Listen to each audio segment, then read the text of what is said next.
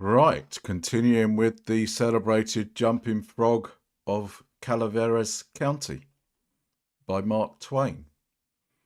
We did the first two paragraphs. We might do one or two more. This is really my sound check, as you know. Simon Wheeler backed me into a corner and blockaded me there with his chair, and then sat down and reeled off the monotonous narrative which follows this paragraph. He never smiled, he never frowned, he never changed his voice from the gentle, flowing key to which he tuned his initial sentence.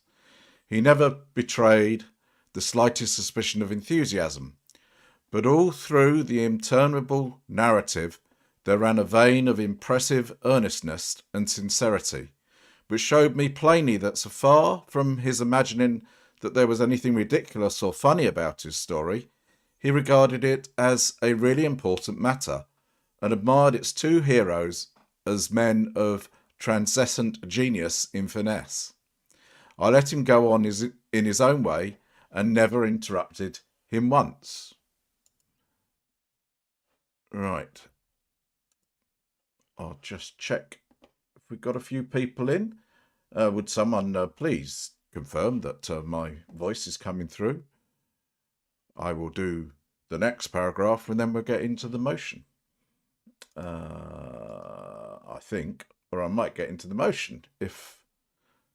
Okay, we got 36 viewers.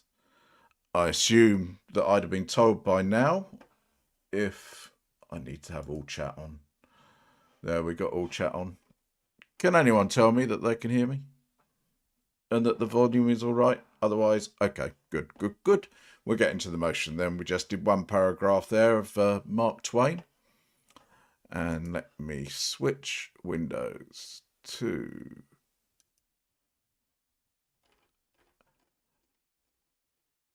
appellate brief number. So this is Defendant's Appellees answering brief, and it's De-Castro v. LVMPD et al. I haven't read it.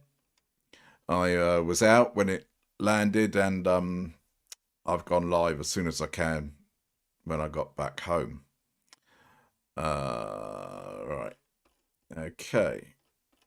We'll ignore the index and we'll ignore the case references at this point in time. Or citation, should I say. I think we all know what it's about. So I'm just going to read very quickly and not read out the introduction, just if I spot anything. If you haven't kept up, then go back and do some listening, because there's no point in me going through this all again for everyone. Interesting. See, here we have a definition of a First Amendment auditor. Thank you, Rodent. That's great. Love you. But not a frauditor.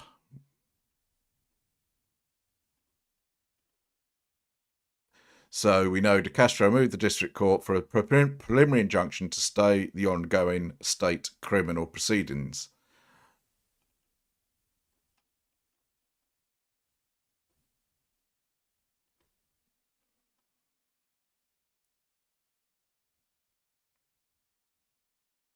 And this appeal is all over the injunction, or De-Castro applied for an injunction against the prosecution continuing, which the court ruled on, denied him the injunction.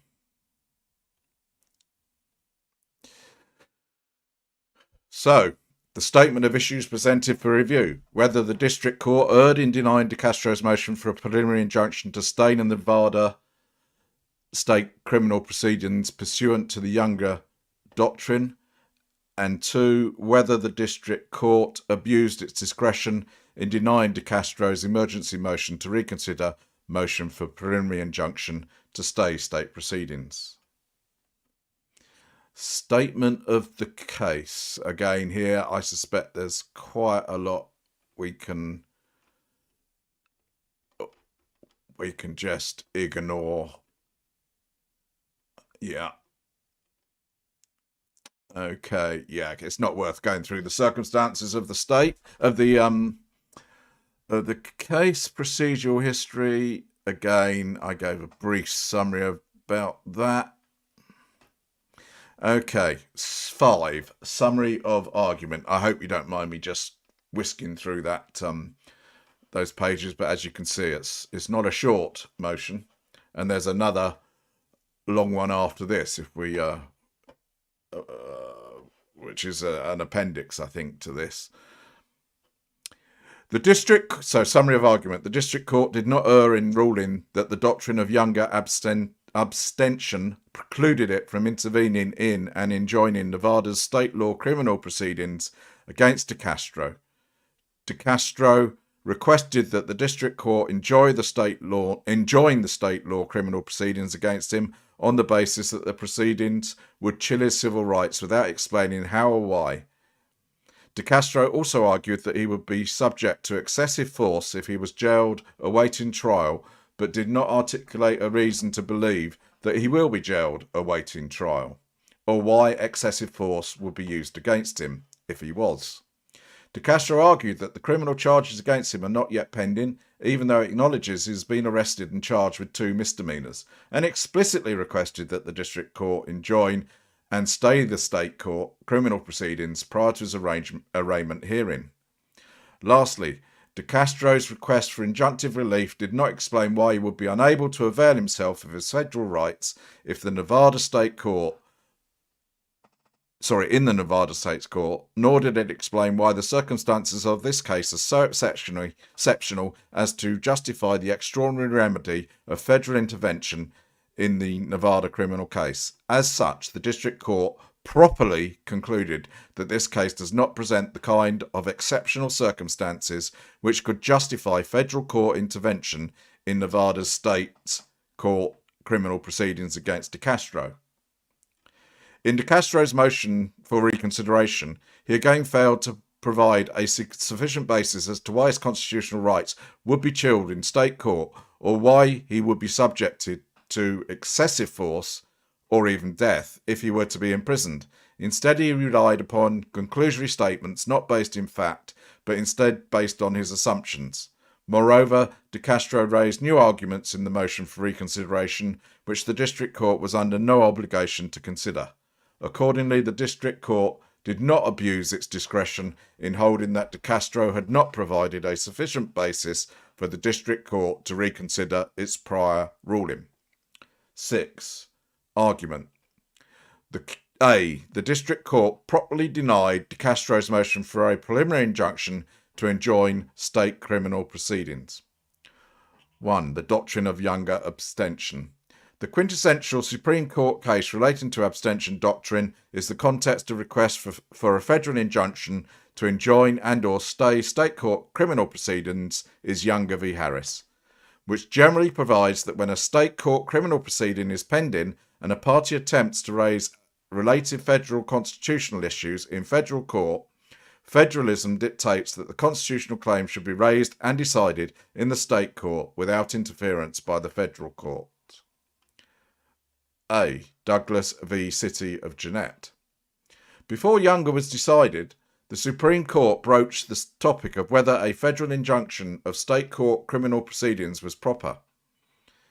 In that case, a group of Jehovah's Witnesses distributed religious literature without a permit in violation of a criminal ordinance in Jeanette, Pennsylvania. They filed a class action lawsuit in federal district court seeking an injunction against threatened prosecution under the ordinance. The Supreme Court held that injunctive relief was improper and stated, thank you, Nasty, it is a familiar rule that courts of equity do not ordinarily restrain criminal prosecutions. No person is immune from prosecution in good faith for his alleged criminal acts. Its imminence, even though alleged to be in violation of constitutional guarantees, is not a ground for equity relief, since the lawfulness or constitutionality of the statute or ordinance on which the prosecution is based may be determined as readily in the criminal case as in a suit for injunction. Where the threatened prosecution is by state officers for alleged violations of a state law, the state courts are the final arbiters of its meaning and application, subject only to review by this court on federal grounds appropriately asserted. Hence, the arrest by the federal courts of the processes of the criminal law within the states and the determination of questions of criminal liability under state law by a federal court of equity are to be supported only on a showing of danger of irreparable injury, both great and immediate. Yeah, I do seem to have offended one or two people. I have to say I'm not sad to lose those individuals who can't, can't really see the wood for the trees. They just see the world in terms of black and white and not shades of grey. Sorry. Dombrowski v. Feister. In that case, the Supreme Court held that an injunction against the enforcement of certain state criminal statutes could properly issue under the rare circumstances presented in that case. In Dombrowski, a civil rights organisation, the Southern Conference Educational Fund and several of its officers sought a federal court injunction against the enforcement of two Louisiana statutes, the Subversive Activities and Communist Control Law and the Communist Propaganda Control Law. I think I'm now considered a communist because I don't believe that auditors sometimes do good things. The complaint alleged that state authorities were threatening prosecution of the plaintiffs under these laws, not with any expectation of securing valid convictions, but in order to harass the SCEF and to dissuade its members from civil rights activities. The appellants in Dombrowski had offered to prove that their offices had been raided and all their files and records seized pursuant to search and arrest warrants that were later summarily vacated by a state judge for lack of probable cause. They also offered to prove that despite the state court order quashing the warrants and suppressing the evidence seized, the prosecution was continuing to threaten to initiate new prosecutions of appellants under the same statutes, was holding public hearings at which photostatic copies of the illegally seized documents were being used, and was threatening to use other copies of the illegally seized documents to obtain grand jury indictments against the appellants on charges of violating the same statutes. After quoting the court's prior statement in Douglas concerning the very restricted circumstances under which such an injunction could be justified, the Dombrowski court concluded that the facts as alleged in the complaint depicted a situation in which defending against the state's criminal prosecution will not assure adequate vindication of constitutional rights. The unique circumstances presented in Dombrowski, as viewed by the court, sufficiently establish the kind of irreparable injury above and beyond that associated with the defence of a single prosecution brought in good faith that had always been considered sufficient to justify federal intervention. And there's a citation. To the extent that Dombrowski complaint was based on bad faith harassment, it stated a basis for federal court relief that could have been justified under the court's reasoning in Douglas. However, Justice Brennan's opinion for the court offered a substantially broader base for federal court intervention. The court has recognised that federal interference with the state's good faith administration of its criminal laws is peculiarly inconsistent with our federal framework. It is generally to be assumed that state courts and prosecutors will observe constitutional limitations as expounded by this court, and that the mere possibility of erroneous initial application of constitutional standards will usually not amount to the irreparable injury necessary to justify a disruption of orderly state proceedings. But the allegations in this complaint depict a situation in which defence of the state's criminal prosecution will not assure adequate vindication of constitutional rights. They suggest that a substantial loss or impairment of freedoms of expression will occur if appellants must await the state court's disposition and ultimate review in this court of any adverse determination. These allegations, if true, clearly show irreparable injury. The Dombrowski court, I don't know why. Dombrowski court held that The assumption that defence of a criminal prosecution will generally assure ample vindication of constitutional rights is unfounded, where a statute is challenged on First Amendment over breadth grounds. The chilling effect upon the exercise of First Amendment rights may derive from the fact of the prosecution unaffected by the prospects of its success or failure. The court went on to find portions of the Louisiana statutes unconstitutionally overbroad on their face. The Dombrowski's decision was regarded as signalling a newfound receptivity by federal courts to suits seeking injunctions against criminal proceedings based upon overbroad state statutes. In the wake of Dombrowski, many suits were brought seeking injunctive relief against state court criminal proceedings, though few were successful. One such was Younger v. Harris. And this is the main one that gives us the Younger Convention. Younger Convention.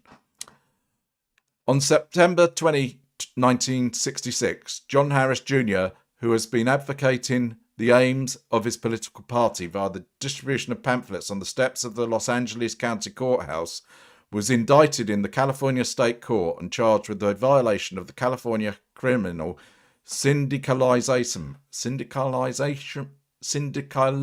Act. Harris brought suit in the Federal District Court to enjoin the District Attorney of Los Angeles County from prosecuting him, alleging that the prosecution in the presence of the statute inhibited him in the exercise of his rights of free speech and press as guaranteed by the First and 14th Amendments to the US Constitution. Harris asserted that he would suffer irreparable injury by being deprived of his constitutional rights unless a federal injunction was issued. The Federal District Court held that the statute was void for vagueness and overbroad in violation of the First and 14th Amendments, and issued an injunction against enforcement of the statute. District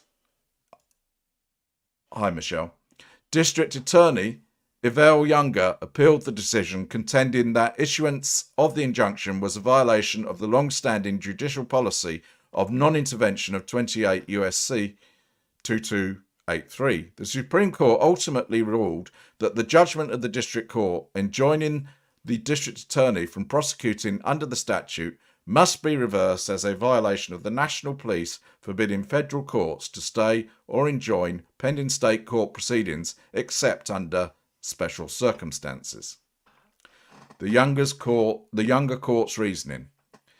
In reversing the decision of the District Court and limiting the circumstances under which federal courts may intervene and interfere with state court criminal proceedings, the Younger Court explored the history of the abstention doctrine. Sorry, it's the Younger abstention doctrine, isn't it? And articulated the profound policy considerations underlying the doctrine. This subsection details the Younger Court's historical and policy-based reasoning for limiting federal court intervention in state court criminal proceedings. Since the beginning of this country's history, Congress has, subject to few exceptions, manifested a desire to permit state courts to try state cases free from interference by federal courts. The Younger Court, in providing context to that general rule, provided... So, in 1793, an act unconditionally provided, nor shall a writ of injunction or be granted to stay proceeding in any state court. A comparison of the 1793 Act with 28 U.S.C. 2283, its present-day successor, graphically illustrates how few and minor have been the exceptions granted from the flat, prohibitory language of the old Act. During all this lapse of years from 1793 to 1970, the statutory exceptions to the 1793 congressional enactment have only been 3, except as expressly authorised by Act of Congress, 2, where necessary in aid of its jurisdiction, and 3, to protect or effectuate its judgments. Afternoon, Jamming Jack. The policy reasons for this long-standing public policy against federal court interference with state court proceedings are plain. One is the basic doctrine of equity jurisprudence that courts of equity should not act, and particularly should not act to restrain a criminal prosecution when the moving party has an adequate remedy at law and will not suffer irreparable injury if denied equitable relief. This underlying reason for restraining courts of equity from interfering with criminal prosecutions is reinforced by an even more vital consideration, the notion of comity. That is, a proper respect for state functions, a recognition of the fact that the entire country is made up of a union of separate state governments, and a continuance of the belief that the national government will fare best if the states and their institutions are left free to perform their separate functions in their separate ways. This, perhaps for lack of a better and clearer way to describe it, is referred to many as our federalism, and one familiar with the profound debates that ushered our federal constitution into existence is bound to respect those who remain loyal to the ideals and dreams of our federalism. It's funny this, isn't it? It's Chile who goes back in history, and yet the attorneys here are going right back. Based on the aforementioned reasons, the Supreme Court has repeated time and time again that the normal thing to do when federal courts are asked to enjoin pending proceedings in state courts is not to issue such injunctions. In Fenner v. Boykin, suit had been brought in the Federal District Court seeking to enjoin state prosecutions under recently enacted state law that allegedly interfered with the free flow of interstate commerce. The Supreme Court, in a unanimous opinion, made clear that such a suit, even with respect to state criminal proceedings not yet formally instituted, could only be proper under very special circumstances. These principles, made clear in the Fenner case, have been repeatedly followed and reaffirmed in other cases involving threatened prosecutions, and there's lots of citations. In all of these cases, the court stressed the importance of showing irreparable injury, the traditional prerequisite to obtaining an injunction. In addition, however, the court also made clear that in view of the fundamental policy against federal interference with state criminal prosecutions, even irreparable injury is insufficient unless it is both great and immediate. Certain types of injury, in particular the cost, anxiety, and inconvenience of having to defend against a single criminal prosecution, could not be themselves be considered irreparable in the special legal sense of that term. Instead, the threat to the plaintiff's federally protected rights must be one that cannot be eliminated by his defence against a single criminal prosecution. There was a big one come up here. I will defend a right for objectionable ideas to be championed, but I refuse to defend the utterances themselves. Yeah, vermin are allowed equal right. Just a brief by the by while I'm reading this. I was having a talk as I made my journey home today about the Israeli-Hamas situation. I'm talking about free speech, and one difference here to the US is that we have identified Hamas as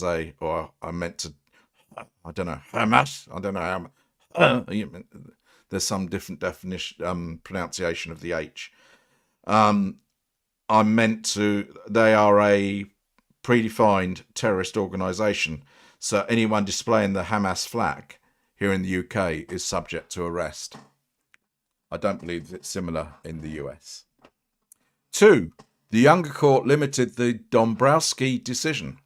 In Younger, the Supreme Court limited and clarified its decision in Dombrowski, refuting the District Court's interpretation of the case, which would have substantially broadened the availability of injunctions against state criminal proceedings, when a state statute is found to be vague and overbroad on its face in violation of the First Amendment. The Younger Court recognised that there are some statements in the Dombrowski opinion that would seem to support the argument that Dombrowski substantially broadened the availability of injunctions against state court criminal proceedings. However, the court clarified that such statements were unnecessary to the decision of that case, because the court ultimately found that the plaintiffs had alleged a basis for equitable relief under the long-established standards, namely bad faith and harassment. In addition, the court did not regard the reasons adduced to support broadening the availability of such injunctions as sufficient to justify such a substantial departure from the established doctrines regarding the availability of injunctive relief in these circumstances. It is undoubtedly true, as the court stated in Dombrowski, that a criminal prosecution under a statute regulating expression usually involves imponderables and contingencies that themselves may inhibit the full exercise of First Amendment freedoms. But this sort of chilling effect, as the court called it, should not by itself justify federal intervention. In the first place, the chilling effect cannot be satisfactorily eliminated by federal injunctive relief. In Dombrowski itself, the court stated that the injunction to be issued there could be lifted if the state obtained an acceptable limiting construction from the state courts. The court then made clear that once this was done, prosecutions could then be brought for conduct occurring before the narrowing construction was made, and proper convictions could stand so long as the defendants were not deprived of fair warning. The kind of relief granted in Dombrowski thus does not effectively eliminate uncertainty as to the coverage of the state statute and leaves most citizens with virtually the same doubts as before regarding the danger that their conduct might eventually be subjected to criminal sanctions.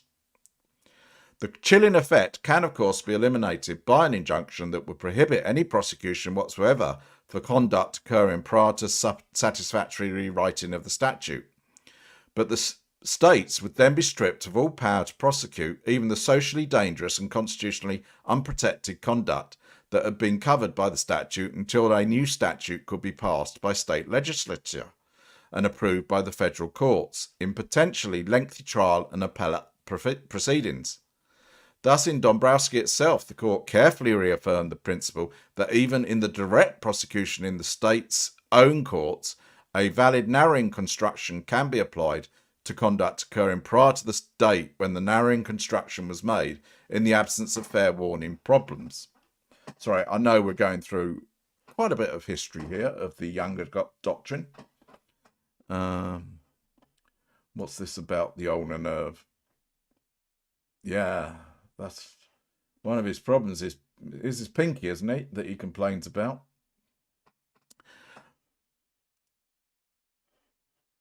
Right. Who you seeing, Nasty? Moreover, the existence of a chilling effect, even in the area of First Amendment rights, has never been considered a sufficient basis, in and of itself, for prohibiting state action. Where a statute does not directly abridge free speech, but, while regulating a subject within the state's power, tends to have the incidental effect of inhibiting First Amendment rights, it is well settled that the statute can be upheld if the effect on speech is minor in relation to the need for control of the conduct and the lack of alternative means for doing so. And there's citations. Just as the incidental chilling effect of such statutes does not automatically render them unconstitutional, the chilling effect that admittedly can result from the very existence of certain laws on the statute books does not in itself justify prohibiting the state from carrying out the important and necessary tasks of enforcing these laws against socially harmful conduct that the state believes in good faith to be punishable under its laws and the Constitution. Beyond all this is another, more basic consideration. Procedures for testing the constitutionality of a statute on its face, in the manner apparently contemplated by Dombrowski, and for them enjoining all action to enforce the statute until the state can obtain court approval for a modified version, are fundamentally at odds with the function of the federal courts in our constitutional plan. Oh, chilly. Again, right back to history. The power and duty of the judiciary to declare laws unconstitutional is in the final analysis derived from its responsibility for resolving concrete disputes brought before the courts for decision. A statute apparently governing a dispute cannot be applied by judges consistently with their obligations under the Supremacy Clause when such an application of the statute would conflict with the Constitution. For these reasons, fundamental not only to the federal system of the United States, but also to the basic functions of the judicial branch of the national government under our Constitution, the Younger Court held that the Dombrowski decision should not be regarded as having upset the settled doctrines that have always confined very narrowly the availability of injunctive relief against state criminal prosecutions. The Younger Court rejected the notion that the Dombrowski opinion stands for the proposition that a federal court can properly enjoin enforcement of a statute solely on the basis of a showing that the statute on its face abridges First Amendment rights. Seems they're outlining why the appeal judge should stick two fingers up at Chile and refer him to his history books. Constitutional law scholar, my arse. The exceptions to Younger abstention. Younger and successive Supreme Court decisions relating to the propriety of federal injunctions in the context of state court criminal proceedings recognise two exceptions to the general rule that federal courts ought not intervene in state court criminal proceedings. Those two exceptions are 1. Bad faith prosecution harassment, and 2. A flagrantly and patently unconstitutional law. I think Chile would believe that most laws are unconstitutional. The bad faith exception predates Younger and essentially asks whether the party seeking injunctive relief has demonstrated that the state law criminal charges against him or her were brought in bad faith and for the purpose of harassment. The citation. The Supreme Court understood Dombrowski to be a case presenting a situation of the impropriety of state officials invoking the statute in bad faith to impose continuing harassment in order to discourage appellants' activities. Citation. In contrast, the Cameron Court and the Younger Court found no basis in the appellate record of harassment, intimidation, or oppression, and accordingly found that no injunction should issue. Citation. In fact, since Younger was decided, it has been extraordinarily rare for federal courts to find the existence of a bad faith prosecution sufficient to justify a federal court injunction against state court criminal proceedings. But what are the chances that Chile has uncovered such a bad faith prosecution? Oh, legal scholar, not a constitutional legal scholar, Owen Fiss concluded 6 years after Younger that the universe of bad faith harassment claims that can be established is virtually empty. Owen M. Fiss, that's the citation, sorry. Legal scholar and commentator Erwin Chermensky has stated the bad faith prosecution exception seems narrowly limited to the facts like those in Dombrowski. Okay, that's cited. With reference to the patently unconstitutional law exception, the Supreme Court has described it as follows. It is, of course, conceivable that a statute might be flagrantly and patently violative of express constitutional prohibitions in every clause, sentence and paragraph, and in whatever manner and against whomever an effort might be made to apply it. Citation. The exception is mostly a hypothetical, as it is unlikely the Supreme Court will ever review a statute which is flagrantly and patently violative of express constitutional prohibitions in every clause, sentence and paragraph, and in whatever manner and against whomever an effort might be made to apply it. In the many years since the Younger decision, the Supreme Court has not found there to exist a patently unconstitutional law sufficient to justify a federal court injunction against state court criminal proceedings. And citation. 2. The District Court properly held that Younger controls here and no injunction should issue. In the preliminary injunction motion, De Castro noted that he has been arrested and cited for full statement to all obstruct police officer, resisting public officer. Those misdemeanor charges constitute the state law criminal proceedings, which De Castro seeks to stay via a federal injunction. Yeah, you would have thought that if either of those statutes were unconstitutional, that he wouldn't have been the first to tackle them.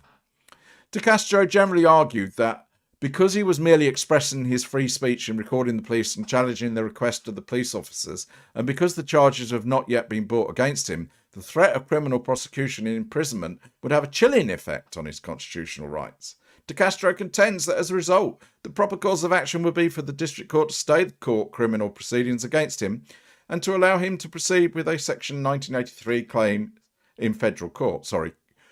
Proceed with his 1983 claims in federal court.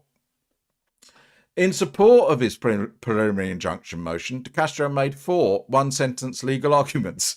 De Castro first argued that his exercising his clearly established right to free speech is not obstruction or resisting. He cited a case. Secondly, De Castro contended that he had the clearly established First Amendment right to record police, citing a number of cases. Third, De Castro asserted that he had the right not to be harassed based on his viral videos criticising the police, citing another case. And fourth and finally, De Castro contended that the Federal District Court has the authority to stay an action that chills De Castro's civil rights, especially as charges have not yet been brought. Citation. As this court can see, the first 2 arguments, I don't think so, unclean hands. As this court can see, the first 2 arguments raised by De Castro in support of his preliminary injunction motion are arguments about the merits of his federal claims and the merits of the state law criminal proceedings against him, and have little to no relevancy as to his request for injunctive relief pursuant to a younger analysis. De Castro's third argument appears to be an assertion of bad faith prosecution based upon his purportedly viral videos criticising the police. De Castro's fourth and final argument, relying upon Dabrowski, relates to the authority of federal courts to enjoin and or stay state criminal proceedings.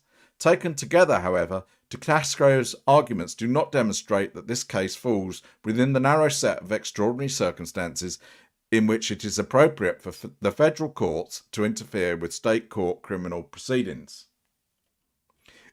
Excuse me. I'm just going to open a can and take a little sup.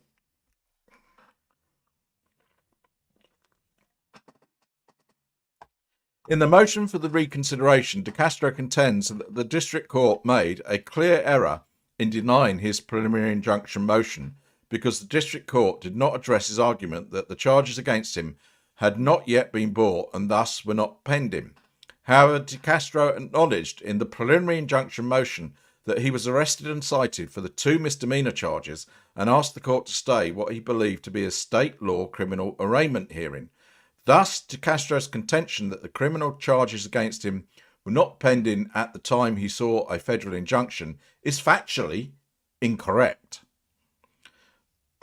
That's a surprise. Moreover, De Castro failed to present the district court with any evidence that the charges against him were not yet pending, instead offering only his self-serving contentions that charges have not been brought and therefore the criminal proceedings were not pending. Lastly, as explored below, whether or not criminal charges against De Castro were pending is not pertinent to the younger analysis, whereas here De Castro is not challenging the criminal statutes as constitutionally impermissible. A. The criminal charges against De Castro were not brought in bad faith or to harass De Castro. Although De Castro contends that the state law criminal proceedings against him are intended to harass him, De Castro has not established that his being prosecuted for obstruction of a police officer and resisting a public officer is a bad faith prosecution or intended to harass De Castro. To the contrary, the misdemeanor charges against De Castro have clearly been brought in good faith based upon De Castro's decision to interfere with an active traffic stop and his subsequent choice not to follow the commands of Officer Bork to move away from the traffic stop. The state of Nevada has an important interest in enforcing its criminal laws free from federal interference, and the state's criminal proceedings provide a fair and sufficient opportunity for vindication of De Castro's federal constitutional rights. No person is immune from prosecution in good faith for his alleged criminal acts. Citation. Where the threatened prosecution is by state officers for alleged violations of a state law, the state courts are the final arbiters of its meaning and application, subject only to review by this court on federal grounds appropriately asserted. The bad faith and harassment exception to the doctrine of younger abstention only applies in exceedingly rare circumstances, such as those in Dombrowski. Defendants in state criminal proceedings routinely allege that state criminal proceedings violate their constitutional rights, including fundamental rights, which makes this a regular occurrence, not an extraordinary circumstance. Here, De Castro has failed to prove or even allege facts sufficient to demonstrate that the state law criminal charges against him have been brought in bad faith, or as a method of harassing De Castro for exercising his First Amendment right to record police interactions. B. De Castro's allegation of a chilling effect on his civil rights is not sufficient to justify a federal injunction, even if true. I don't know. With regard to De Castro's argument that Dombrowski permits an injunction because the state law prosecution threatens to chill his civil rights, the argument misstates the relevant law insofar as that portion of Dombrowski was abrogated by Younger. Furthermore, De Castro has failed to explain or demonstrate what chilling effect on his civil rights that the prosecution could have, and his situation is no different in substance from that of any criminal defendant facing the potential loss of a constitutional right, including the most fundamental right to liberty in the pending criminal prosecution. Moreover, the existence of a chilling effect, even in the area of First Amendment rights, has never been considered a sufficient basis in and of itself for prohibiting state action, cited to Younger. Where a statute does not directly abridge free speech, but, while regulating a subject within the state's power, tends to have the incidental effect of inhibiting free First Amendment rights, it is well settled that the statute can be upheld if the effect on speech is minor in relation to the need for control of the conduct and the lack of alternative means for doing so. And there's various citations. The instant case is clearly one in which the criminal statutes being enforced against De Castro do not directly abridge free speech and arguably do not even have the incidental effect of inhibiting First Amendment rights. Citation. As such, the Dombrowski Court's discussion of a chilling effect on constitutional rights is inapplicable in this case where the statutes being enforced are unrelated to a citizen's right to free speech and free expression. Accordingly, De Castro's bare allegation of a chilling effect on his civil rights does not come close to a legitimate justification for injunctive relief to stay the state court criminal proceedings.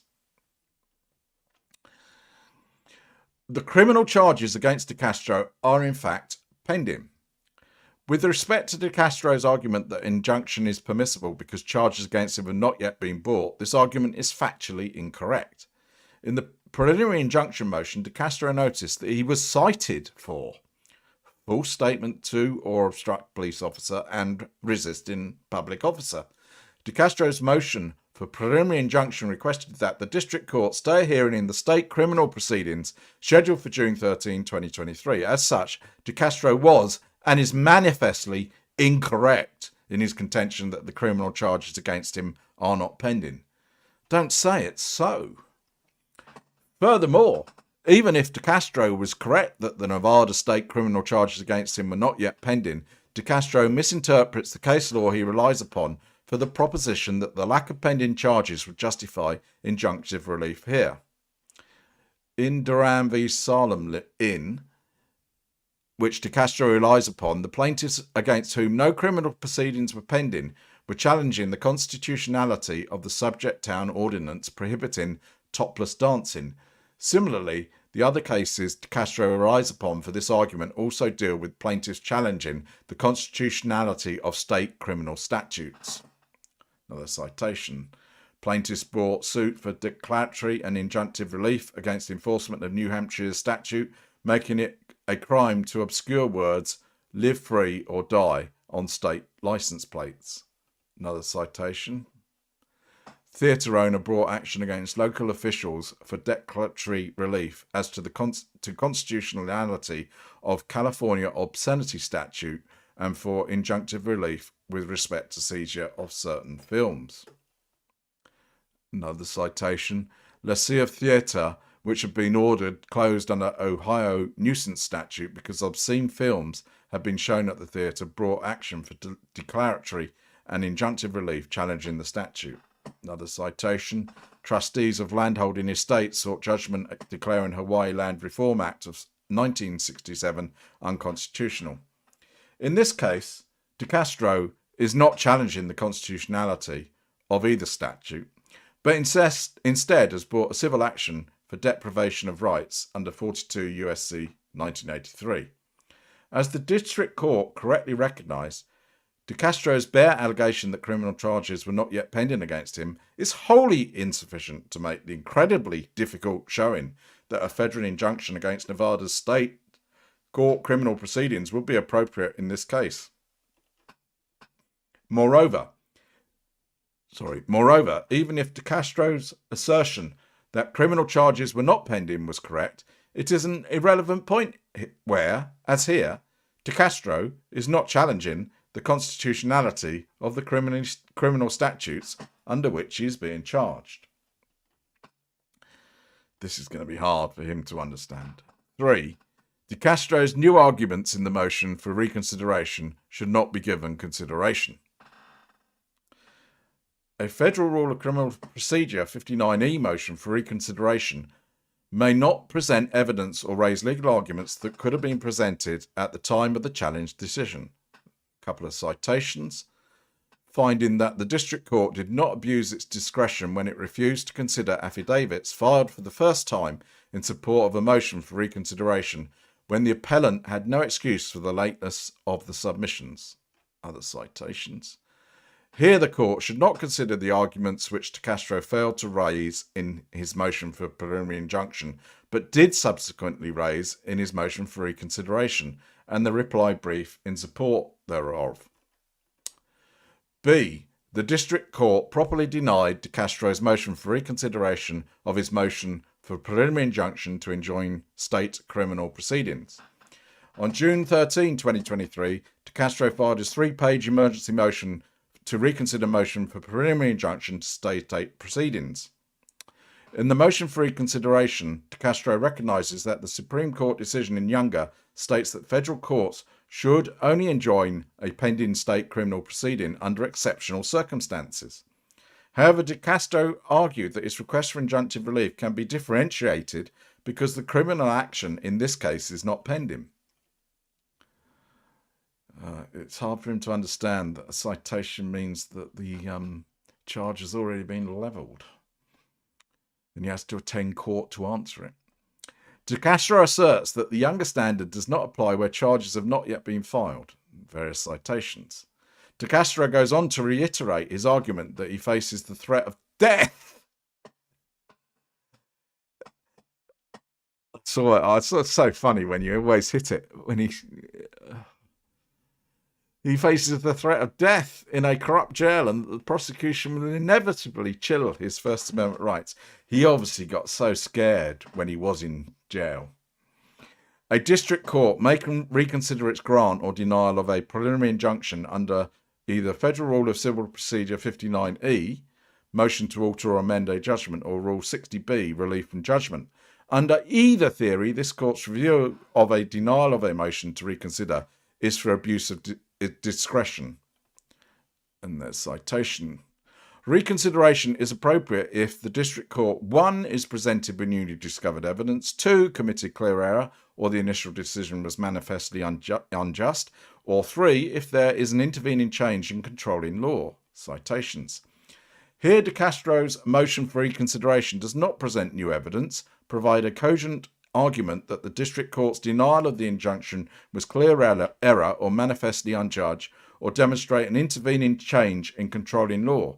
This case is no different than the other appeals this court has considered and determined in which the district court properly declined to interfere in pending state court proceedings, and which this court held that the district court did not abuse its discretion in denying the motion for reconsideration because the appellant failed to state any grounds warranting relief. Citations. Conclusions. Based upon the foregoing, defendant Appellees respectfully request that this court affirm the district court's denial of De Castro's motion for a preliminary injunction and motion for reconsideration. Right. Yeah, this was docket number 4, wasn't it? We were doing, yes. So we got docket entry number 5, which is, and let me bring that up to size. So I don't know what there is going to be in here. It might just be lots of copies. Oh yeah, it's copies of documents, isn't it? So yeah, it's copies of all these documents off the case.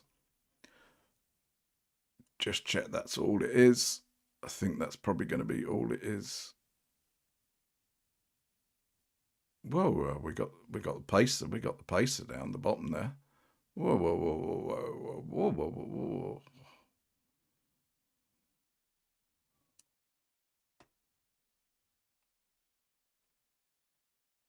whoa. Yeah, these are all just previously filed documents. So that's good. Oh dear, I wonder if I'm going to get into trouble for that. There was something there. Oh no, that's him paying. Has he paid the fee? Yeah, he did pay the fee, didn't he? Of course he did in August. I'm thinking of another case where he may not yet have paid the fee in Ironton. Right, that's the motion.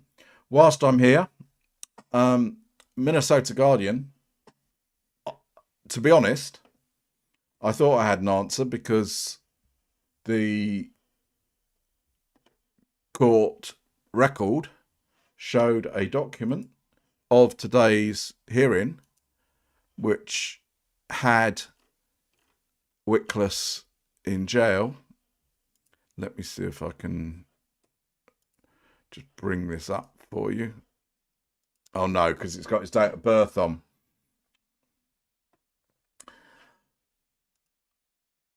I don't know whose credit card he used. So yes, so I'm looking at it now, but it's got Minnesota Guardian's date of birth on. And on that document, it clearly says today's date, 10th of 10, 2023. Sorry, 10/10/2023. Means the same both ways round for me today, so I can. And then it says, review hearing in person, fingerprints taken, predatory offender, registration may be required in custody. Now, in custody is highlighted in yellow. Hold without bail or bond. Now, as luck would have it, Ali G was in the court, but she didn't see him taken into custody. So I'm still uncertain as to whether he is or isn't in custody. There's either an error or I posted it on my last video. Maybe when they highlight something in yellow, it means we're crossing that out. I don't know. I mean, it's a possibility that this particular judge operates in that way, or the clerk operates in that way. It's caused a bit of confusion.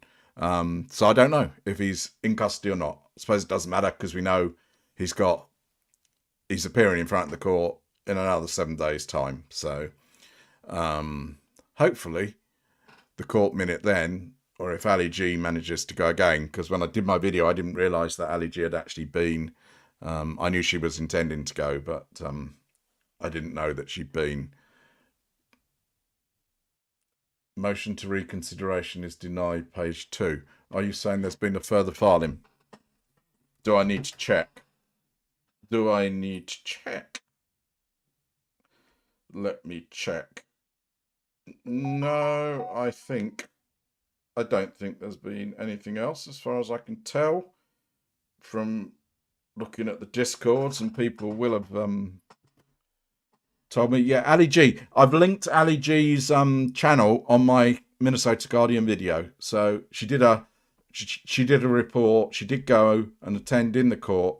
Now it's possible that after she left, she didn't see him being taken into custody. But who knows? Dave Lou, yes, line 12. I've no idea what you're talking about.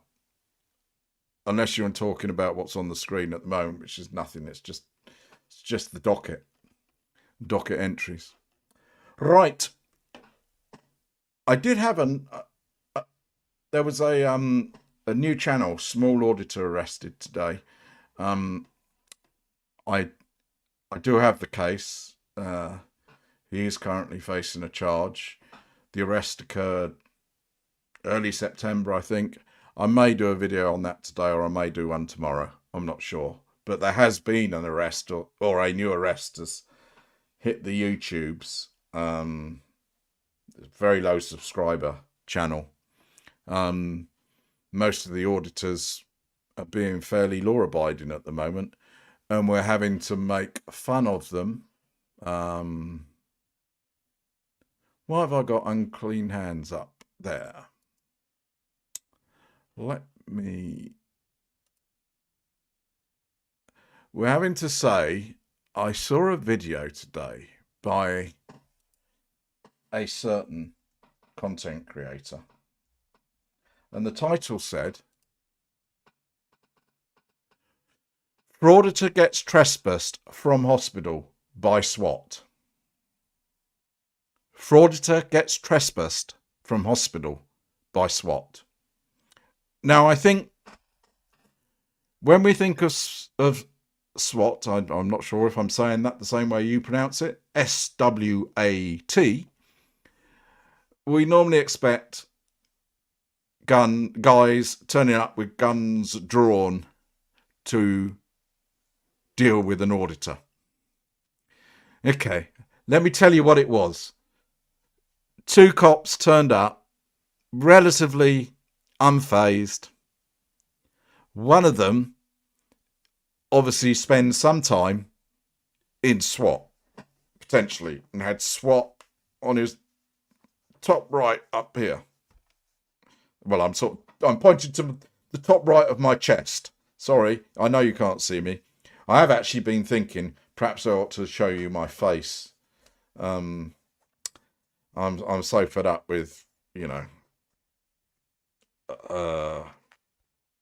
the bad that has infested all sides of this genre. And I'm feeling the need to prove who I am, and the fact that I have no criminal record as far as I'm able to.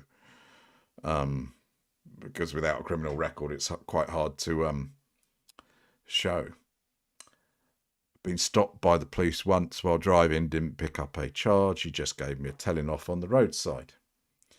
Then again, it's easier to get stopped by the police in America than it is here, I think. Anyway, yeah, so, talk about clickbait. Frauditor gets trespassed from hospital by SWAT.